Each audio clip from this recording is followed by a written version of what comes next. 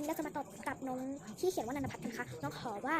ให้พี่ทำคลิปแบบไม่พูดว่าสวัสดีค่ะทุกคน1 คลิปเลยค่ะเรามาทำกันเริ่ม3 2 1สวัสดีค่ะวันนี้เราก็จะมาเข้าบ้านพักของเรากันนะคะแบบรวดเร็วกันตอนนี้เราเข้ามาแล้วนะตอนนี้เรามาตรงนี้นะคะเราก็จะมีรูบิกที่เราทำได้แค่4 เดียวที่เหลือก็อันนี้ไม่ใช่รูบิกแบบเพนนะคะก็คือตอนนี้เราอยู่ข้างในแล้วนะคะข้างในจะเป็นที่ใหญ่ไม่ใหญ่หรอกแคบอยู่นะคะมันนอนได้ด้วยใช่เอารูบิกไว้ตรงนี้ก่อน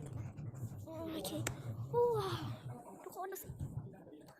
ตอนนี้นะก็คือสวยงามมากที่สุดเลยนะคะโอเคงั้นเราไปก่อนนะคะบ๊ายบายใครอยากให้ทำอะไรแบบน้องคนที่ชื่อว่านันทพัฒน์ใจจริงหน่อยนะคะใครอยากให้ทำอะไรแบบนั้นอ่ะก็มาคอมเมนต์ใต้คลิปเราได้เลยนะคะแล้วถ้าใครอยากให้เราตอบคำถาม Q&A เนี่ยสามารถคอมเมนต์ได้เลยค่ะไม่ว่าจะถามอายุชื่อเล่นชื่อจริงหรืออะไรต่างๆตามปกตินะคะ Q&A ข้างล่างเลยค่ะบ๊ายบาย